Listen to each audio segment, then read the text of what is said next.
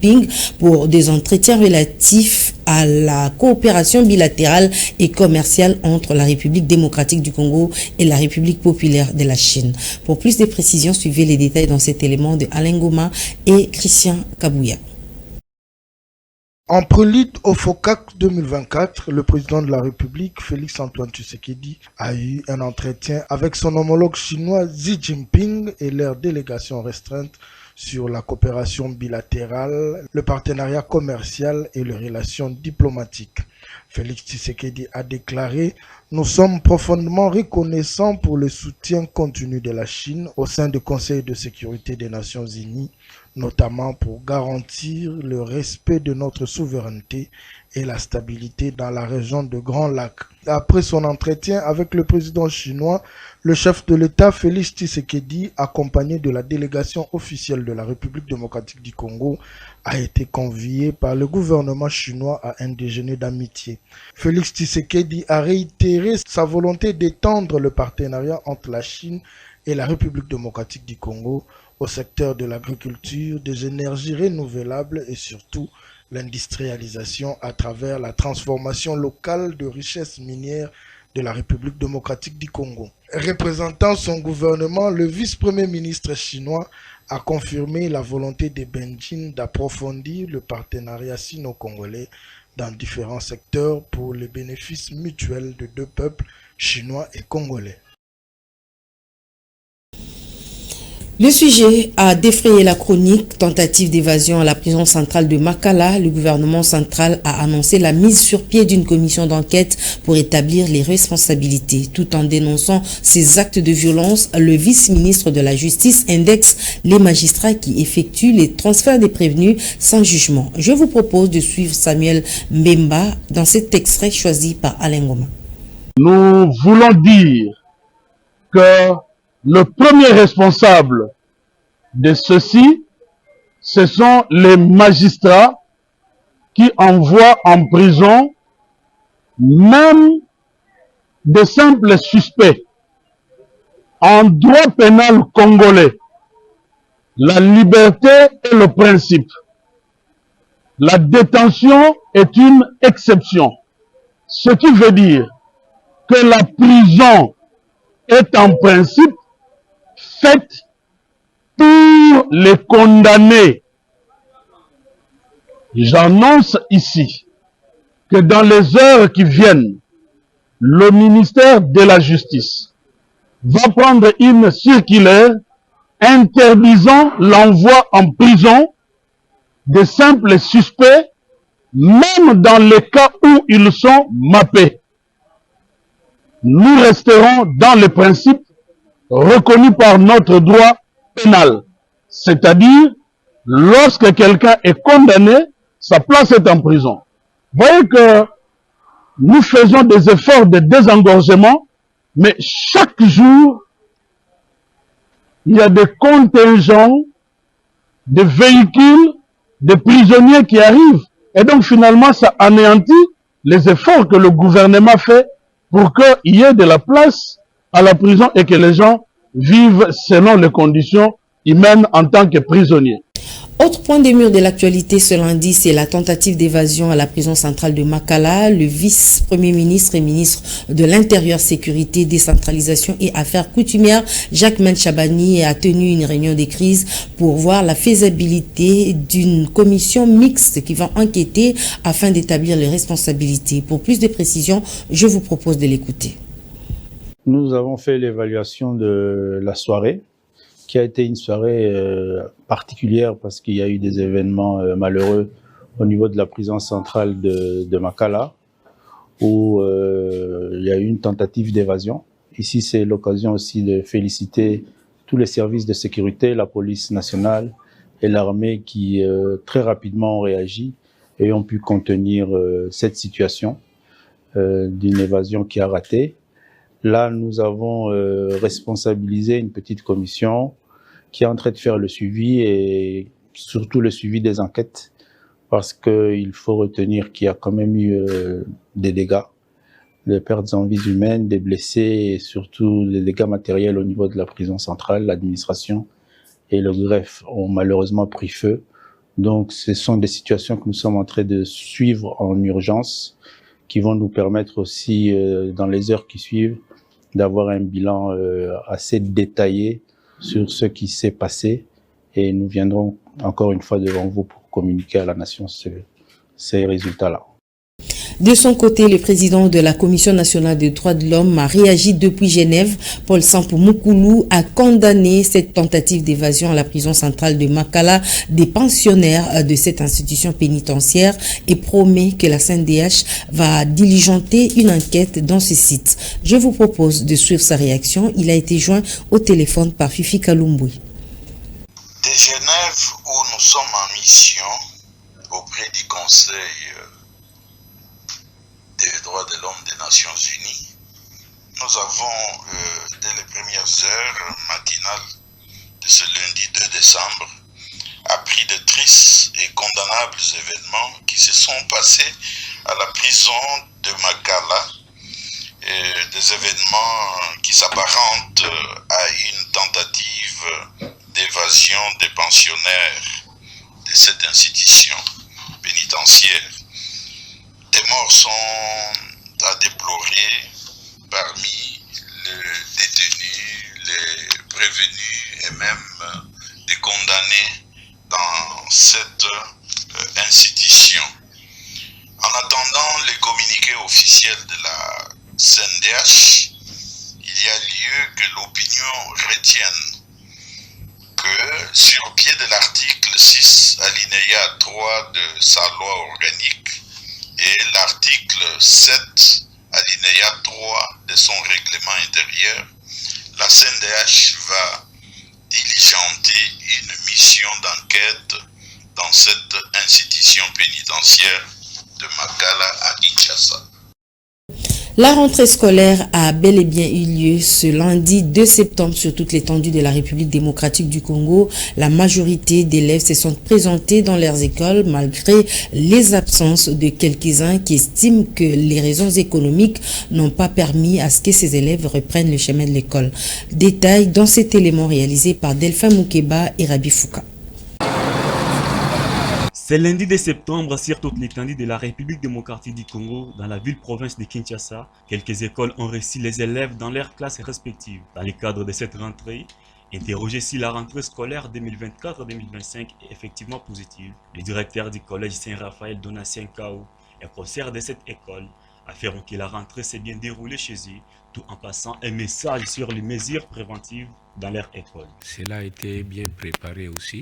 Tout a commencé par la réunion préparative de la rentrée, la réunion pédagogique qui a été tenue par l'abbé recteur qui est nommé coordinateur sous-provincial à la FUNA. Les documents pédagogiques ont été donnés aux professeurs et qu'aujourd'hui, il y a eu rassemblement par les nouveaux recteurs, l'abbé Pierre, qui a ouvert la rentrée, qui a souhaité la bienvenue à tout le monde et qui a donné la ligne de conduite à suivre. Et les professeurs se mettent au travail. Ce matin, nous étions là, les parents étaient là, les élèves étaient là. Ils sont d'ailleurs très nombreux. Et nous avons commencé, la preuve que je suis dans une salle de classe, et tout a commencé normalement. Le recteur en a fait allusion le matin, il en a parlé, et les élèves doivent prendre des mesures. Il y a des mesures préventives par rapport à cela, que nous connaissons déjà d'ailleurs, que nous avions appliqué avec la Covid-19. Donc c'est ce que nous allons appliquer pour éviter qu'il y ait contamination. Oui. On espérait voir beaucoup d'élèves aujourd'hui, mais les parents examinent d'abord les mouvements. Les parents sont appelés à envoyer les enfants à l'école parce que la matière qui est enseignée, il sera difficile de revenir là-dessus. Normalement, première semaine, ça a été toujours comme ça. Les parents sont en train d'observer si réellement ça va aller. Mais je vois que ça ira, puisque partout les parents, il y a d'autres enfants et d'autres parents qui ont envoyé aussi les enfants à l'école dès les premiers jours. On doit le faire comme on avait fait à l'année antérieure avec le Covid. Il y a toujours des mesures de prévention pour épargner les enfants, pour ne pas atteindre cette maladie. La rentrée a été effective et les enfants ont répondu présent. Les registres déjà en pas de même parce que nous avons les registres de présence. Nous avons enregistré un bon nombre d'élèves, moyennant une centaine d'élèves qui ont répondu présent, pratiquement dans les classes, surtout dans les classes de secondaire, 7e et 8e. En tout cas, un bon nombre d'élèves ont répondu présent. Et nous en sommes fiers parce que tous nous avons respecté le mot d'ordre de la Première ministre qui a dit que la rentrée devait se faire aujourd'hui et nous sommes là. Les parents sont priés d'envoyer les enfants à l'école, même bien que la rentrée est timide. Aux écoles, nous demandons de prendre les mesures préventives pour la maladie. Les mototaxis, c'est le moyen de transport le plus emprunté par les élèves. Les motocyclistes se réjouissent de la rentrée scolaire. Ils estiment que leur fonds sera maximisé à cause du retour des élèves sur le chemin. Je vous propose de suivre cette réaction dans ce reportage de Delphin Moukeba et Rabi Fouka. Il se pourrait qu'un bon nombre d'élèves préfèrent plus la moto que d'autres moyens de transport. Et certains motocyclistes confirment qu'à chaque moment de la reprise des cours, au niveau primaire, secondaire et général, ils gagnent plus que pendant les vacances. Biso to lingaka mingi rentrée scolaire. Pour rentrée scolaire, to zalaka un peu motivé bien pour na bana. Bana mingi, ma distance muke, il faut ka moto. Ata musika il faut moto pour la rapidité. Bana ya classe bazali bato bayaka ko bakisa lokola recette pas na biso ya motard. Parce que moi na classe za na privilège moi mukie ya kotika biso to kende kotika ye na destination na ye. Mais côté la boelelo ezali moi bien. Moi bien la façon unique tozole que na place monsieur Saint-Do le kate. De façon que moi n'a pas un retard à classe. L'autre explique que la journée d'aujourd'hui semble timide malgré la rentrée scolaire, vu que certains élèves n'ont pas encore commencé le cours suite aux fournitures scolaires. Jusqu'à présent, on n'a rien vu comme activité scolaire, c'est parce qu'on n'a pas vu d'élèves. Je ne sais pas s'il y a eu un problème de pluie. Bon, on n'a pas encore vu ces mouvements. Jusqu'alors, on est en train de faire le transport de la même manière que j'étais fait auparavant. Il n'est pas mauvais d'utiliser la moto comme un moyen de transport, vu sa rapidité, mais il est impérieux en même temps, et pour les élèves de ne pas ignorer les risques et qu'engendre la moto. Et pour les motocyclistes, nous appelons à plus d'attention lorsqu'ils conduisent les élèves, et puisque l'avenir de demain leur appartient. Harmonisation du calendrier académique dans les institutions universitaires de la République démocratique du Congo. Le sujet a été traité parmi le point à l'ordre du jour de la réunion du Conseil des ministres. Pour plus de précisions, je vous propose de suivre cet élément. Lors de la 11e réunion du Conseil des ministres, le président de la République, Félix Tshisekedi, a appelé à l'harmonisation du calendrier académique dans toutes les institutions supérieures et universitaires à travers le pays. Pour Félix Tshisekedi, ceci permettra de stopper la tendance de l'anarchie où chaque institution fixe de manière individuelle et sans concertation sa propre date de rentrée et son propre calendrier académique. La ministre de l'Enseignement supérieur et universitaire a été instruite à prendre immédiatement les mesures nécessaires pour assurer cette harmonisation. Le président a également insisté sur l'application des sanctions strictes à l'encontre des institutions qui persisteraient à se soustraire de cette mesure. Lors de la 10e réunion du Conseil des ministres, Félix Tshisekedi déplorait les désordres et les manifestations dans certains universitaires, entraînés notamment par les désaveux de certains comités de gestion. Ainsi, dans un arrêté du 26 août dernier, le ministre de l'Enseignement supérieur et universitaire a fait procéder par la nomination de nouveaux membres du comité de gestion de l'Université pédagogique nationale. Le professeur Yvonne Ibebe-Kessala prenait ainsi la place d'Anastasie Mansanga aux commandes depuis décembre 2021 comme rectrice.